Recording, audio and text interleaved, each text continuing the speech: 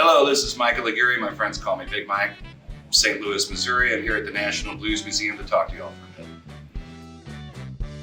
A lot of the artists that are here featured at the National Blues Museum that are St. Louis-based artists, beginning with David D. who actually 20 years ago, I played my first show in front of people at Club Illusion over in East St. Louis with David D.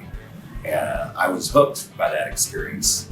And ever since then, I've set out over the last 20 years to play with as many musicians, develop chemistry with them, develop relationships with them, and learn directly from my influences who are St. Louis artists. It was incredible. I was 19 years old. I hadn't seen much of the world at the time. I was from Belleville, Illinois, so venturing down and sitting in with David D. over in East St. Louis, and then being, without knowing, basically hired in the band, because he'd say, okay, see you Friday. And so every weekend I'd be not only hanging out with musicians on stage, but in clubs and in a community that I'd never spent any time in before. So to experience music and also a different culture and community that was in my own backyard, that was very different to me, was extremely inspiring and humbling. And everywhere I looked, at 19, these seasoned musicians had a lot more years of experience, a lot more proficiency, a lot more cool factor. So I looked up to everybody as role models, and that was friends of mine on stage and off stage. I think the important thing is that, particularly blues music, R&B, soul, a lot of what is we know here in St. Louis, it's an oral tradition, and people came up and learned it directly from other people when TV, YouTube, Spotify, even CDs weren't available.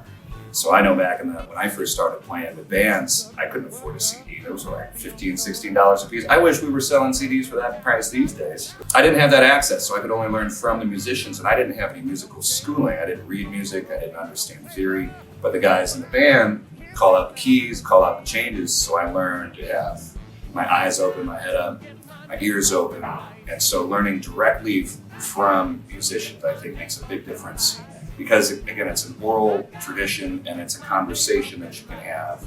And sometimes you can get too wrapped up in the technical side of things, particularly if you stay at home and you nail these licks in the room to the track and get the metronome and do all that, but you don't really know how to relate with other people.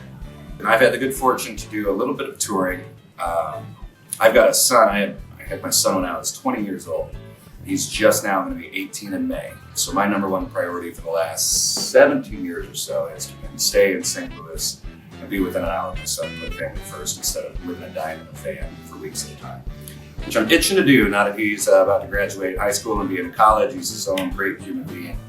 And so now the gloves are kind of coming off. We've got a new record coming out.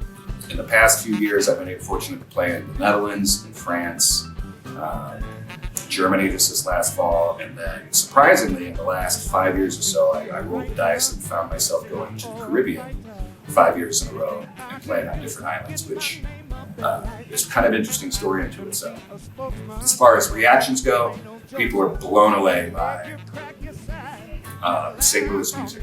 I don't like to take credit for it because I look up and try to emulate the people that inspired me, but when I grew up here and looked around me and I couldn't throw a rock without hitting a great musician, I figured it must be that everywhere. And unfortunately, it's not. A really special thing here in St. Louis. A lot of factors come together where you can listen to music in 12 different places, 7 nights a week, and learn from so many musicians who are accessible. So 20 years of that kind of seasoning, I find that I can go anywhere in the world on stage with other musicians and relate, communicate, and collaborate. And create special moments that people respond to no matter where they're from or what they talk or look like. I started out with one of the first guys I ever played with. I sat in with this guy named Hudson and the Hoodoo Cats. Hudson would go into the Virgin Islands, U.S. Virgin Islands, for a good 25 years. And I signed on with him in November of 16, I remember it well. And he took me down, showed me around the islands. And from there I went back with my own band. I still think I'm paying off the credit card debt for that trip. Then I met a gentleman in the British Virgin Islands on Tortola by the name of Banky Banks, who's a very renowned and extremely creative and interesting Eastern Caribbean reggae artist, who he took a liking to me and invited me down to Anguilla. And I've been down to Anguilla 3 times since. I'm actually heading back there on Saturday. So I asked the same question of Little Milton Campbell over at a place called Another Level on the 6th and Martin Luther King in East St. Louis. Asked him the same question, and he said, well, number one, you're all too damn loud. It's probably the number one thing is be turned down. You don't have to be loud to be good. Take your time. What I've learned more than anything is that it might be take 3 or 4 minutes of working up a song for the end of the song. And then that sweet, sweet moment between the last note and when people think it's okay to clap again is just perfect silence. And everybody always ruins it by a plug. But throughout a song, I mean, it's a lot of cliches that people say, leave space, it's the notes you don't play.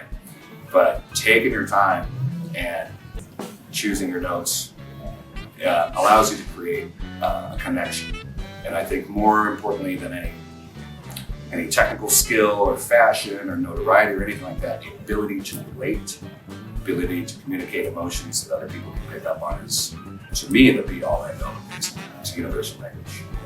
Once again, this is Big Mike Aguirre here at the National Blues Museum in downtown St. Louis. I want to thanks for chatting with me today, and also invite you to come down and check this place out. It's a wonderful thing we got going.